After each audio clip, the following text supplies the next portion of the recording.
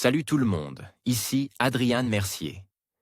Bienvenue sur ma chaîne, dédiée à notre belle planète et aux enjeux de l'écologie. Si vous voulez en apprendre plus sur comment protéger notre environnement et adopter des gestes éco-responsables, pensez à vous abonner pour rester informé. Prêts à explorer ensemble? C'est parti. Bonjour à tous. Aujourd'hui, je vais aborder un sujet qui me préoccupait énormément, la disparition inquiétante de 30% des oiseaux communs en France au cours des 30 dernières années. Dans cette vidéo, je vais explorer les causes de ce déclin alarmant, les conséquences sur notre écosystème et ce que nous pouvons faire pour inverser cette tendance. Restez avec moi pour découvrir ensemble les enjeux cruciaux liés à la protection de nos oiseaux et de la biodiversité. Les populations d'oiseaux en France déclinent dangereusement. Les scientifiques et les associations lancent à nouveau l'alerte sur cette situation catastrophique, et il faut agir immédiatement. Les scientifiques continuent de tirer sur la sonnette d'alarme concernant le déclin des oiseaux en France. Ils nous alertaient déjà en 2018, en parlant un niveau proche de la catastrophe écologique. Les oiseaux occupent un rôle majeur dans l'environnement et sont d'excellents indicateurs de l'état de santé des écosystèmes. C'est pourquoi, depuis 1989, les observateurs collectent des données sur le terrain et les analysent pour mesurer l'évolution des 123 espèces d'oiseaux les plus communes en France via le programme de suivi temporel des oiseaux communs, STOC. Ornithologues collectant des données sur le terrain. Alvenmo, Adobe Stock après 30 ans de suivi, le Muséum national d'histoire naturelle Muséum national d'histoire naturelle, MNHN. L'Office français de la biodiversité, OFB, et la Ligue pour la protection des oiseaux, LPO, dressent un bilan tout aussi désolant qu'en 2018. La population des oiseaux des villes et des champs en France a décliné de 30% en 30 ans. Parmi 123 espèces, 43 régressent, 32 sont en expansion, ce qui n'est pas forcément une bonne nouvelle, et le reste est stable. Les effets du réchauffement climatique se font également sentir. Les oiseaux doivent composer avec, et migrent vers le nord pour continuer de vivre à une température qui leur convient. Un déclin des espèces des milieux urbains et agricoles. En milieu urbain, les populations ont chuté de 27,6%. La transformation des bâtiments et la rénovation des façades détruisent les cavités où les oiseaux ont l'habitude de nicher. Leurs ressources alimentaires diminuent et la pollution due à l'activité industrielle et au transport impacte leur santé.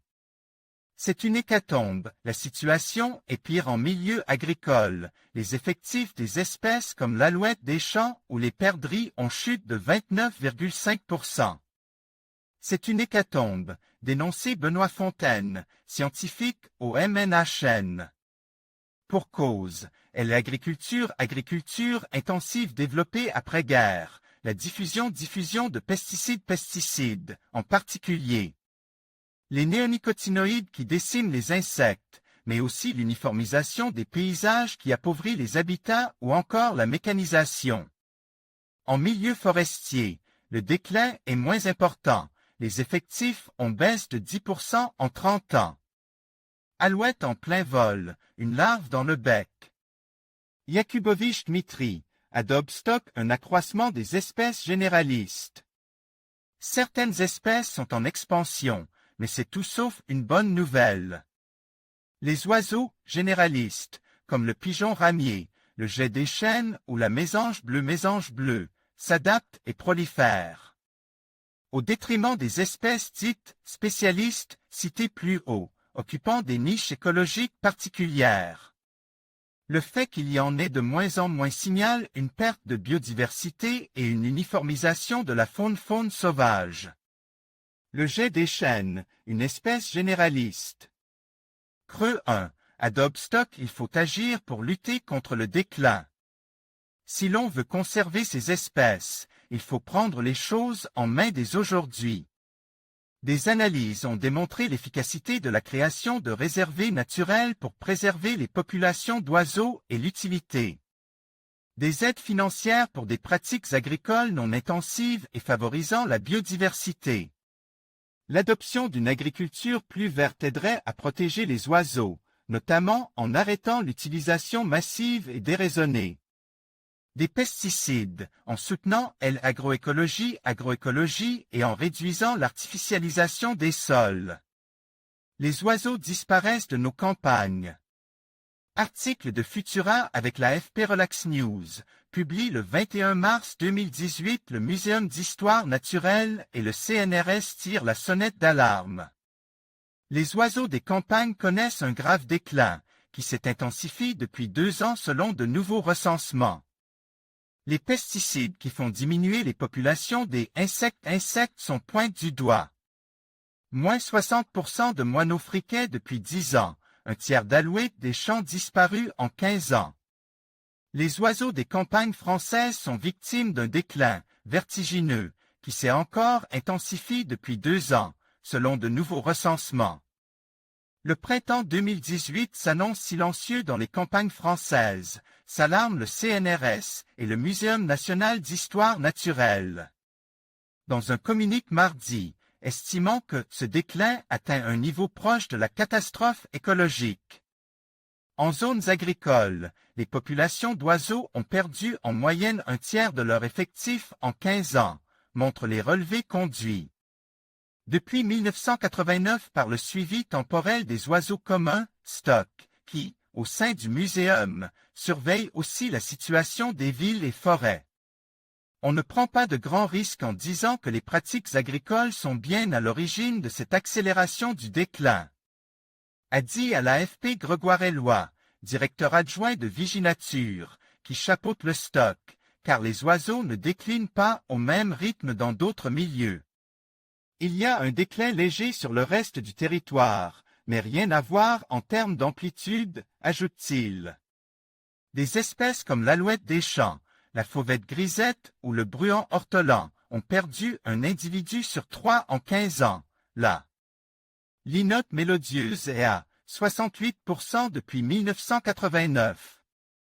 En Île-de-France, la tourterelle des bois approche 90%. Les oiseaux menacent par la disparition des insectes. Une autre étude, menée par le CNRS depuis 1995 dans les Deux-Sèvres, sur 160 zones de 10 hectares d'une plaine céréalière typique. Des territoires agricoles français enfoncent le clou. Selon ces recherches, en 23 ans, l'alouette a perdu plus d'un individu sur 3, moins 35%, la perdrix grise 8 sur 10.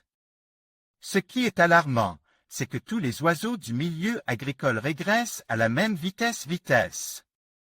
Cela signifie que c'est la qualité globale de l'écosystème agricole qui se détériore, analyse Vincent Bretagnol, chercheur CNRS. Au Centre d'études biologiques de Chizé, Deux-Sèvres. Toutes les espèces sont concernées, probablement du fait de effondrement des insectes, le problème numéro 1. Pour le chercheur. Car même les volatiles granivores ont besoin d'insectes à un moment dans l'année, pour leurs poussins. Ce qui est alarmant, c'est que tous les oiseaux du milieu agricole régressent à la même vitesse. Cette disparition massive est concomitante à l'intensification des pratiques agricoles ces 25 dernières années, plus particulièrement depuis 2008 à 2009, période qui correspond à la fin des jachères imposées par la politique agricole commune, à la flambée des cours du blé, à un nouveau recours aux nitrates et à la généralisation des insecticides néonicotinoïdes, énumèrent le CNRS et le Muséum. Selon Grégoire Elloy, le constat est similaire ailleurs en Europe, notamment dans l'ouest du continent.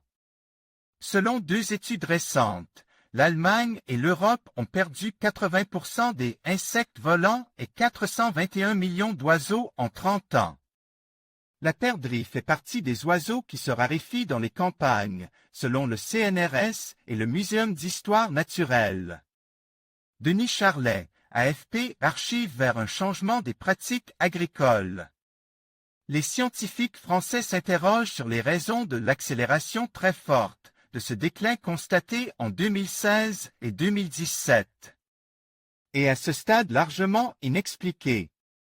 Ce qui les a conduits à diffuser ce communiqué commun, sans attendre de voir leurs études publiées dans une revue scientifique. Y a-t-il de quoi redouter un printemps silencieux, comme le Silent Spring, prédit par la célèbre écologue américaine Rachel Carson il y a 55 ans à propos du DDT, finalement interdit? Si cette situation n'est pas encore irréversible, il devient urgent de travailler avec tous les acteurs du monde agricole pour accélérer les changements de pratiques, appellent le Muséum et le CNRS. Réagissant sur Twitter, le ministre de la Transition écologique Nicolas Hulot a appelé à se mobiliser car selon lui, chacun peut agir, réduire les pesticides, lutter contre l'artificialisation des sols, réduire les pollutions. Hervé Lappy, deuxième vice-président à la commission environnement de la FNSEA, en charge de la biodiversité, a rappelé la présentation par son syndicat d'un contrat de solutions recensant 292 pistes pour réduire l'utilisation de l'ensemble des traitements phytosanitaires, dont le glyphosate. Il réclame un accompagnement notamment financier des agriculteurs pour mettre en place des solutions. Outre la réduction des pesticides, il faudrait reconstruire le milieu naturel, pour Gilles Menoux, porte-parole de la Confédération paysanne dans la région Centre-Val de Loire, et peut-être réduire la taille des parcelles, ou créer des zones de rupture dans les grandes parcelles. Je ne suis pas surpris. Le modèle agricole a modifié de façon importante le biotope, a-t-il déclaré à l'AFP. En conclusion, la disparition inquiétante de 30% des oiseaux communs en France au cours des 30 dernières années est un signal d'alarme que nous ne pouvons ignorer. Cette diminution alarmante de la biodiversité met en lumière l'impact de nos actions sur l'environnement.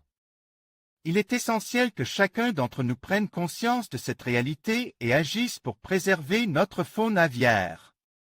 Ensemble, nous pouvons contribuer à inverser cette tendance et protéger les espèces qui partagent notre quotidien. Agissons maintenant pour un avenir où les chants des oiseaux continueront d'égayer nos paysages.